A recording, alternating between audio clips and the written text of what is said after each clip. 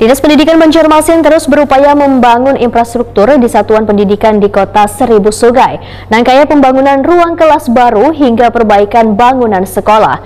Beberapa perbaikan sekolah yang rusak pun mulai dikerjakan dikarenakan hingga wayah ini masih banyak sekolah yang perlu dibenahi agar nantinya dapat membuat sistem pembelajaran menjadi nyaman dan lancar.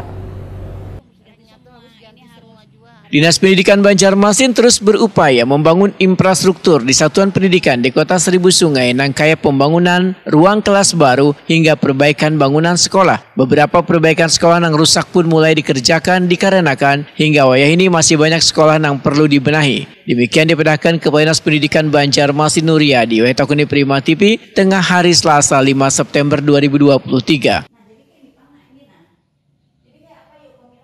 Menurut Nuryadi, ada beberapa sekolah sudah dilakukan rehab sejak bulan Agustus hingga September 2023. Nangkaya, SD Sungai Biru 1, Kelayan Barat 2, Antasan Besar 7, Wan Sungai Mie 8. Bentuk rehabilitasi yang dilakukan diantaranya membangun kelas baru serta rehabilitasi ruang kelas SD dan SMP. Sedangkan anggaran perbaikan sekolah sebesar 35 miliar rupiah untuk SD ini didapatkan dari anggaran pendapatan wan belanja daerah Banjarmasin.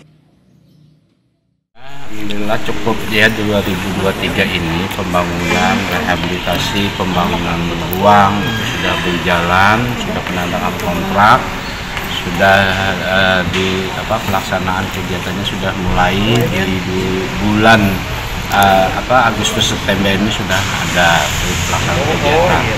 Ya diantaranya sekolah-sekolahnya itu Sungai Biru 1, Kelayan Barat 2, Antasan Besar 7, ya, Sungai Mie 8. Pokoknya yang kemarin viral di tahun 2022, alhamdulillah tahun ini sudah diperbaiki.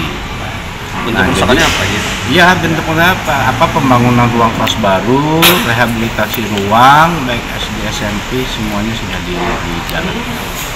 Berapa total anggaran untuk tahun 2023 ini? Ya total anggaran keseluruhan ya 35 miliar lah untuk SD. Untuk SD itu APBD? APBD. Satu sekolah. Dan ada itu hanya 2 sekolah, yaitu di Basilik 3 sama SMP 26. Jadi kita fokuskan satu pembangunan di sana. Nuryadi berharap pembenahan infrastruktur sekolah yang telah dilakukan secara bertahap ini nantinya dapat membuat sistem pembelajaran menjadi nyaman dan lancar.